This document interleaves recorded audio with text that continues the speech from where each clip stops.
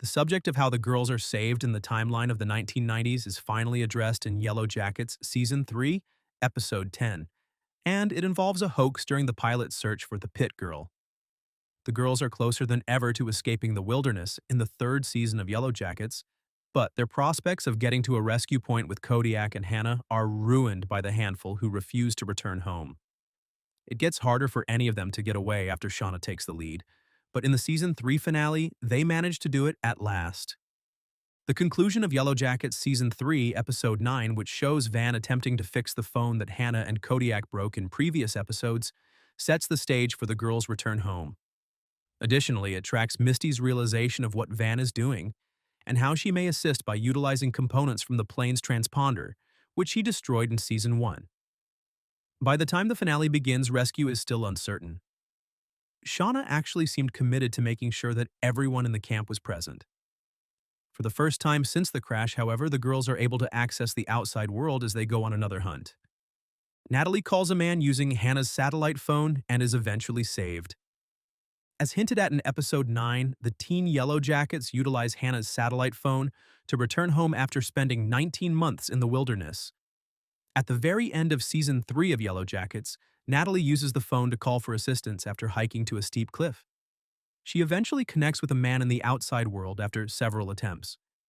It's a pleasant diversion from all the girls' unsuccessful attempts to return home, and it's a fulfilling moment after all this time. At the end of Season 3, the girls are still in the wilderness, but Natalie says the person can hear her, indicating that they will soon be rescued. Although a few other events must occur beforehand, it is most likely to occur in Yellowjackets Season 4. Since Ty and the others appear to attribute their survival to Natalie, it also makes sense for her to be the one to organize rescue in Yellowjackets' adult timeline. It makes far more sense for Ty to pay for her rehabilitation now that the episode confirms that Natalie brings them home. An explanation of Natalie and Hannah's satellite phone plan during Mari's hunt. Even though Natalie is the one who ultimately calls for help, it takes a team effort for her to succeed. The teenagers decide to force another hunt since they want to go home. In the Yellowjackets Season 3 finale, Akila murders her animals because she knows Lottie will propose a sacrifice to the wilderness and start a fresh hunt. The adolescents are able to separate Shauna, Ty, and Lottie thanks to the hunt, and Natalie has a chance to fix Hannah's satellite phone and call for assistance.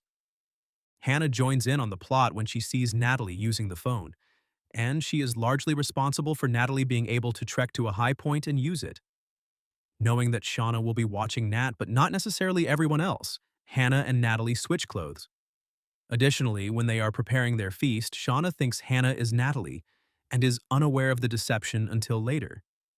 Natalie is already phoning for assistance by that point.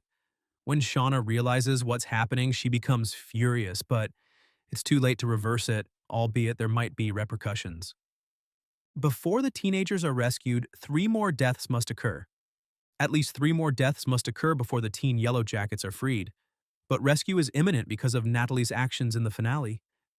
Since the adult timeline of Season 3 shows the survivors struggling with someone discovering her video of the night Edwin is slain, we know that Hannah does not survive the wilderness. They discuss her death, and they are afraid that Alex, her daughter, is extorting them. Additionally, Hannah's involvement in the rescue effort increases the likelihood that she may perish at the hands of Shauna or Lottie. In the adult timeline, Jen and Akila are likewise absent, and the survivors even affirm that Jen has passed away. Both must die, either before or soon after they are rescued, unless Yellowjackets discloses another adult survivor who is hidden. Robin and a few other supporting characters are also present. However, it's possible that they will return home. Perhaps some of these teenagers will survive the wilderness but pass away in other ways because Ghost Jackie implies that the Yellowjackets' misdeeds continue even after they are apprehended.